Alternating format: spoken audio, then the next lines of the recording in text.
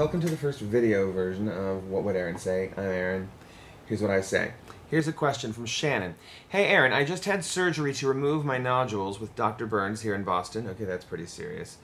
I'm on a 2-week vocal rest and an anti-reflux diet to help the recovery process along, but before surgery, I would frequently give myself a laryngeal massage to help relax everything, but was wondering if it was safe to do now or if I should hold off until after my follow-up appointment. Is there anything else you can suggest that I do during these 2 weeks to help me heal? Thank you, and I can't wait to start again with lessons. Okay, first of all, I said in a previous post that you should never do more than 1 week of vocal rest. There is an exception to that.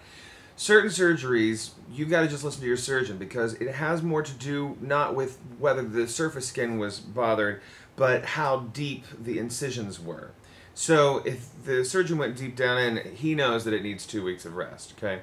Now, regarding throat massage, I would let everything sit for a week. You don't want to mess with it for the first week because things are just trying to calm down. Second week, yeah, I would start moving around and doing things. Mostly in your voice rest, you're dealing with trying to let things sit still. So you can't cough, you can't clear your throat, you can't grunt while lifting things or doing anything, frankly. So just let it sit for a week.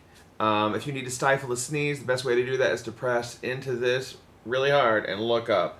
It'll tend to stop you from sneezing because you just don't want any of that going on. Now, as far as manipulation, there's 2 basic places that you can do this. First of all, don't use fingers like this. Use like flipper hands, all right? Now, behind your ear, you've got this bone called the mastoid bone. And there's a giant muscle that runs from here to here called the sternocleidomastoid. It goes from the mastoid bone to the clavicular head of your sternum. You can run along that muscle with your fingertips. Don't dig in like that, flat hands, and run down and toward the front, okay? So your larynx is here, there's this big muscle here, you can basically scrape across it like that, okay? And then you can do the other side. And this should help to make most of this stuff feel pretty easy. Then, behind your head, so there's the mastoid bone, and then you go about 3 inches further back on either side, and if you dig in, if you're a belter, this will hurt like hell. And basically make little circles like that with your thumbs into those muscles, and you'll feel that it pretty much breaks up something that's very tight. When belters belt their high notes through chin raising and head jutting forward, this little area gets really contracted. So don't let that happen. Basically, you could actually practice belting with your fingers in there, and you will notice if you feel like you're doing that while you sing.